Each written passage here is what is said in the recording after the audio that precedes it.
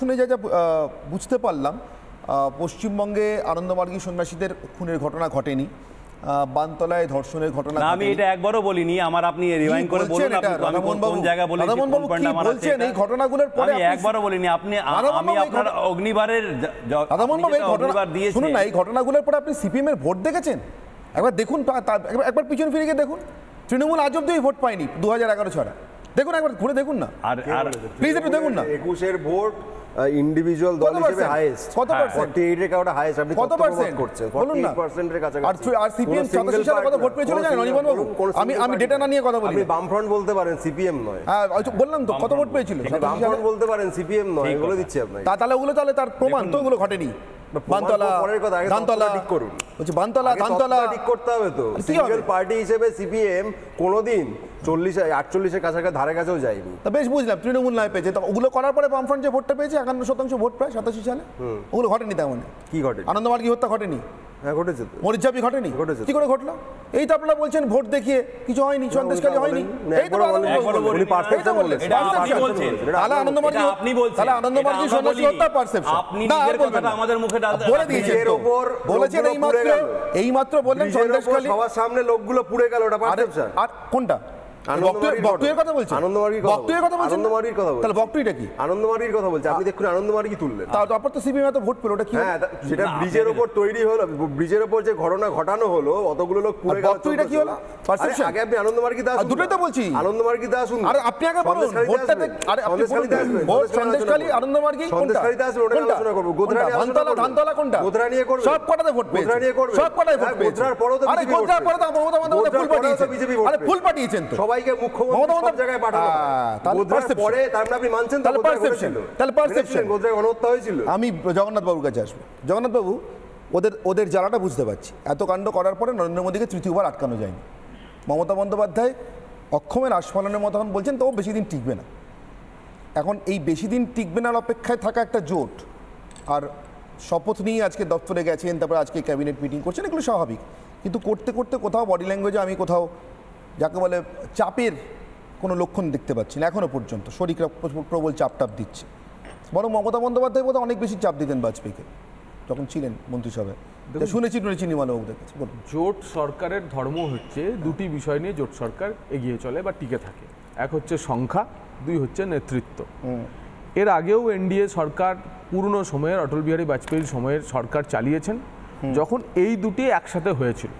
তার আগের দুটি সরকার অটল বিহারী বাজপেয়ীর পড়ে গেছিল যখন সংখ্যা ছিল না। কিন্তু বাজপেয়ীজির নেতৃত্ব এবং সংখ্যা নিয়ে একটি পুরনো মেয়াদের সরকার ইতিমধ্যেই এনডিএ চালিয়েছে। নরেন্দ্র মোদীর এটা তৃতীয় সরকার এবং এটা এনডিএ 3 সরকার। এর আগেও দুটি এনডিএ সরকারই চলেছে। এনডিএর প্রতিনিধিত্ব ছিল মন্ত্রিসভায়, এবার তার কন্টিনিউয়েশন হিসেবেই চলছে।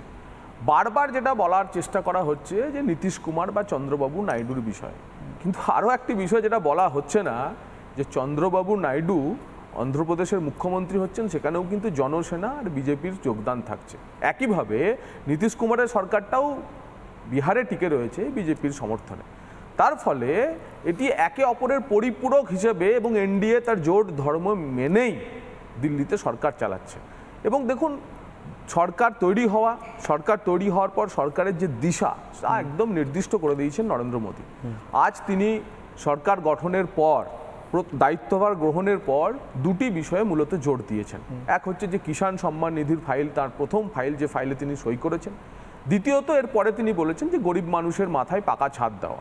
এই দুটি বিষয় বলেছেন। অর্থাৎ অন্তোদয়ের বিকাশই যে এই সরকারের, জোট সরকারের মূল বিষয়, তা তিনি তার প্রাথমিকতা এবং অগ্রাধিকারের কাছে রেখেছেন। পাশাপাশি আরও একটি জিনিস, যিনি সংসদীয় দলের, যেদিন তিনি নেতা নির্বাচিত হলেন, এনডিএ নেতা এবং আমাদের সংসদীয় দলের নেতা নির্বাচিত হলেন, সেদিন নরেন্দ্র মোদী কিন্তু দেখবেন আরও একটা জিনিস স্পষ্ট করেছিলেন।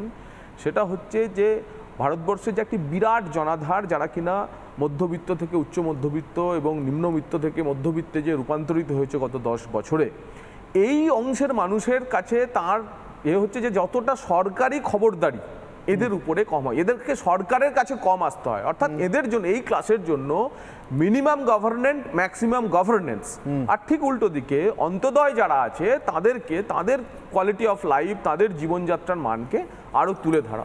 তো স্পষ্টভাবে দুই দিশা নিয়ে এনডিএ সরকার তার কাজ শুরু করেছেন এবং আপনি নিশ্চিত থাকুন যে এই সংখ্যা ইতিমধ্যেই আমাদের 300-র বেশি আমাদের সংখ্যা আছে। যদি নির্দল সাংসদদের আপনি যদি এর যখন কনফিডেন্স মোশন যখন আসবে, প্রধানমন্ত্রী যখন সংসদে তা যদি এরা চ্যালেঞ্জ করে তা করতে হলে তখন তা প্রমাণ হবে।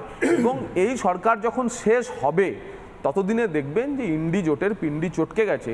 তার নমুনা আপনারাই বারবার দেখাচ্ছেন, সারা ভারতবর্ষের সমস্ত মিডিয়া দেখাচ্ছে যে ইন্ডির নেতৃত্ব কার হাতে থাকবে, আঞ্চলিক দলগুলির হাতে থাকবে না কংগ্রেসের হাতে থাকবে, তাই নিয়ে নিজেদের মধ্যে কামড়াকামড়ি শুরু হয়েছে। আমরা আমাদের নির্বাচনী প্রচারে এটিও বলেছিলাম যে 42 আসন মমতা বন্দ্যোপাধ্যায় পেলেও মমতা বন্দ্যোপাধ্যায় প্রধানমন্ত্রী হবেন না। এবং মমতা বন্দ্যোপাধ্যায়কে যখন প্রধানমন্ত্রী পদপ্রার্থী হিসেবে ভোটের আগে কারোর কথা জিজ্ঞাসা করা হয়, তিনি মল্লিকার্জুন খার্গের কথাই বলেছিলেন, তিনি নিজেকে প্রধানমন্ত্রীর পদে রাখেননি। এখনও আমরা বলছি তার সংখ্যা 29 হয়েছে। পশ্চিমবঙ্গের মানুষ এই ভোটে আমাদের যা শিক্ষা দিয়েছে, আমরা সেই শিক্ষা গ্রহণ করে আত্মসমালোচনা করে পরের ভোটে ঝাঁপানোর জন্য যথেষ্ট উপাদান দিয়ে দিয়েছে এবং আমরা তৃণমূল কংগ্রেসকে হারিয়ে 2026-এ এখানে সরকার প্রতিষ্ঠা করব, এটা আমাদের প্রতিজ্ঞা এবং শপথ। কিন্তু মমতা বন্দ্যোপাধ্যায়ের সংখ্যা 29 হতো বা 42 হতো, তাদের দিল্লিতে তার কিছু ইতর বিতর হচ্ছে না। এবং এনডিএ সরকার 5 বছর চলবে, কারণ আমাদের সঙ্গে সংখ্যা আছে, আমাদের জন্য একজন বলিষ্ঠ নেতৃত্ব নরেন্দ্র মোদী আছে।